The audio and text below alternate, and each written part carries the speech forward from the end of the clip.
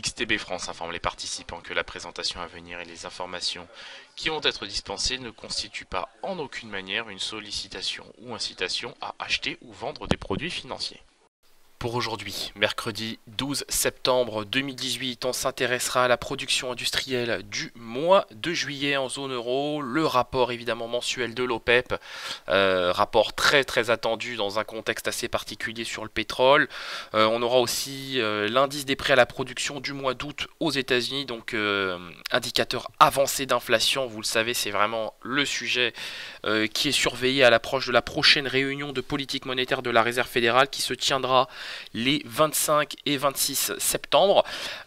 Du côté pétrolier, une nouvelle fois, on prendra connaissance aujourd'hui des stocks hebdomadaires de pétrole pour la semaine terminée au 7 septembre après les premières estimations très encourageante de l'American Petroleum Institute qui a fait état d'une contraction de 8,6 millions de barils pour la semaine terminée au 7 septembre. Donc évidemment, statistique tout à fait encourageante, mais qui reste à être évidemment confirmée par le département de l'énergie américain. Et enfin, la séance s'achèvera à 20 h avec la publication du fameux Beige Book, qui je le rappelle, Beige Book de la Réserve fédérale, qui servira de base de travail pour la réunion des 25 et 26 septembre prochains. Du côté des marchés, nous avons des indices qui ont ouvert en territoire positif et qui continuent d'évoluer en territoire positif au moment où je vous parle. Après une séance asiatique plus que tumultueuse, puisque le MSCI Asia Pacific, qui exclut évidemment le Japon, a clôturé ou a touché un plus bas de 14 mois, soit de juillet 2017, donc c'est quand même assez inquiétant. Au moment où je vous parle, on a un DAX 30 qui fluctue autour des 12 000 points, même un tout petit peu au-dessus, en hausse de 0,3%. Évidemment, toutes ces données, toutes ces statistiques influenceront l'évolution de la cote pour aujourd'hui, mais toujours est-il que, vous voyez, on le voit ici, le CAC 40 continue de progresser, 5320 points, le DAX 30 est lui aussi très bien orienté, donc on peut évidemment être très optimiste pour la séance d'aujourd'hui, et ce, malgré l'escalade de tensions sino-américaines. La paire euro-dollar. Pour l'heure, évidemment, on a un euro-dollar qui se bat toujours autour du niveau des 1,16 $ pour 1 euro. On est au-dessus des deux moyennes mobiles à 25 et 100 périodes.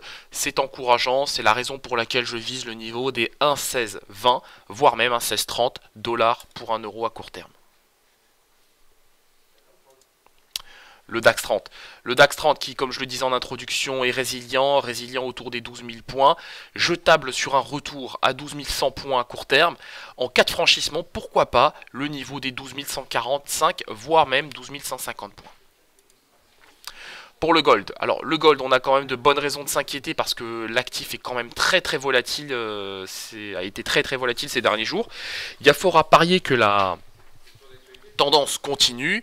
Après avoir touché le niveau des 1188 $ l'once, on a des prix qui pour l'heure sont résilients en M30 au-dessus des moyennes mobiles à 7 et 21 périodes. Les prix fluctuent autour des 1195 $ au moment où je vous parle. Pourquoi pas un retour à 1198, voire même 1200 $ à court terme. Je suis très optimiste sur cet actif. Le WTI. D'après l'American Petroleum Institute, comme je le disais en introduction, les stocks de brut se sont contractés de 8,6 millions de barils aux États-Unis pour la semaine terminée au 7 septembre. C'est une donnée qui est très encourageante, excellente information qui devra être confirmée ce jour par le département de l'énergie américain. Au moment où je vous parle, le consensus anticipe aussi une baisse des stocks de 1,3 million de barils. En revanche, les opérateurs s'attendent à une nette augmentation des stocks d'essence et de produits distillés. Par ailleurs, outre la thématique iranienne qui soutient les cours du pétrole sont soutenus par les menaces de perturbation relatives à l'ouragan Florence, qui ne devrait pas perturber plus que ça. Vous savez, là aux États-Unis, on arrive sur la saison des ouragans, et ce fameux ouragan Florence ne devrait pas perturber plus que ça les infrastructures pétrolières. Bon, c'est ce qu'on nous dit pour l'instant. Maintenant, évidemment, tout ça reste à confirmer. Dans l'ensemble, on a évidemment un biais positif sur le contrat WTI et nous pensons que l'actif pourrait retrouver le seuil des 70 $ le baril à court terme. Du côté de l'indice S&P 500, nous évoluons sous le niveau des 2900 points au moment où nous faisons face à une escalade de tension entre la Chine et les États-Unis. Et pour cause, je le rappelle, les États-Unis souhaitent désormais taxer l'intégralité des importations en provenance de Chine, soit précisément 517 milliards de dollars. De son côté, la Chine a demandé l'autorisation à l'OMC, l'Organisation mondiale du commerce, de mettre en place des mesures de rétorsion contre les États-Unis.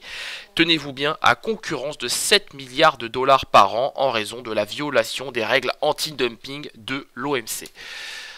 Évidemment, tous ces éléments ont vocation à pénaliser les cotations à court terme, mais on le voit, les opérateurs semblent pour l'heure de nouveau ignorer cette thématique. On peut commencer à se dire qu'elle est pricée, qu'elle fait partie intégrante des cotations. Maintenant, à chaque fois qu'on dit que quelque chose est pricé, que l'annonce tombe, eh bien les indices tombent. Donc on peut jamais dire que c'est parfaitement intégré, parfaitement pricé dans les cotations. On termine avec le Bitcoin. Et évidemment le Bitcoin qui lui aussi n'indique pas de tendance claire, hein, si ce n'est un range, évidemment. Un range autour des 1200 dollars pour un Bitcoin, 1200 à 1300 dollars pour un Bitcoin. Il n'y a pas vraiment de vraie tendance qui se dégage. On peut ici évidemment à très court terme en M30 distinguer la présence d'un triangle baissier qu'on peut matérialiser ici, d'un triangle descendant pardon, puisqu'on a des vendeurs qui se placent ici de plus en plus bas. Et ici on voit qu'il y a des acheteurs qui restent toujours acheteurs des mêmes niveaux. Donc pourquoi pas en cas de cassure un retour sur le niveau ici, on peut le fixer là, vous voyez, autour des 1157, ça peut être quelque chose. Maintenant on sait qu'au plus bas on ira probablement chercher le support des 6108 dollars pour un Bitcoin. Merci de votre attention, on se retrouve évidemment aujourd'hui à 15h15 pour notre séance de live trading. Merci à vous et à tout à l'heure.